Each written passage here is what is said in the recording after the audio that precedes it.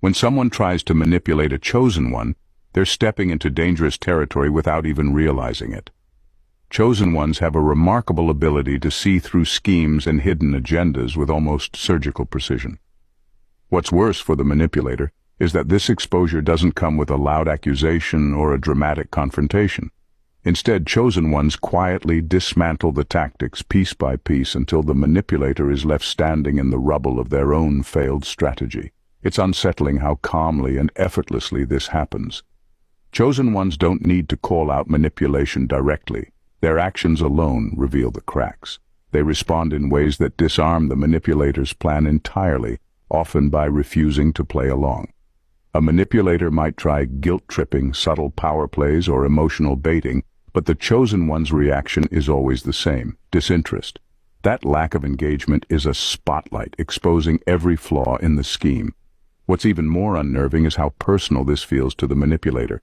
They can't hide behind charm, coercion, or authority because the chosen one's clarity cuts through it all.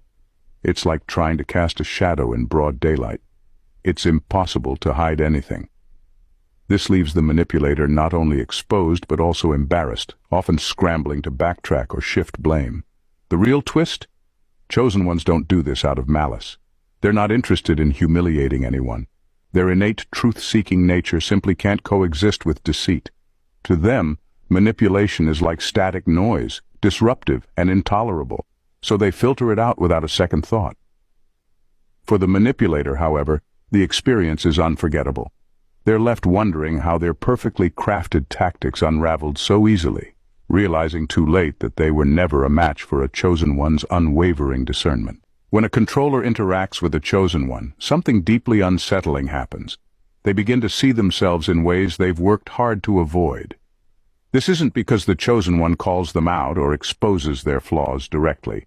Instead, the chosen one's unwavering authenticity acts like a mirror, forcing the controller to confront parts of themselves they'd rather keep hidden.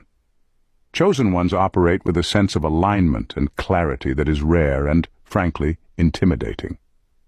Their presence doesn't bend to manipulation or falsehoods, and this uncompromising honesty has an almost gravitational pull. Controllers, who are often used to constructing facades to gain the upper hand, find their masks slipping. It's as though the chosen one's energy creates a space where truth becomes inescapable, not because it's spoken but because it's felt. This forced self-reflection is profoundly uncomfortable. Controllers might start noticing their own insecurities bubbling to the surface, the fears, the inadequacies, and the doubts they've buried under layers of control and manipulation.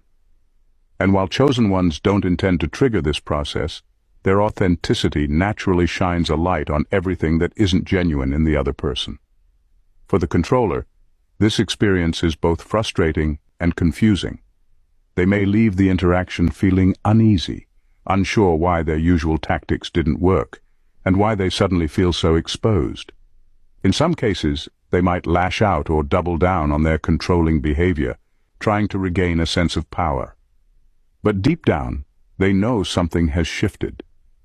Engaging with the chosen one often leaves controllers with no choice but to face themselves. It's a rude awakening that stings, but it also plants the seed of transformation, whether they're ready for it or not.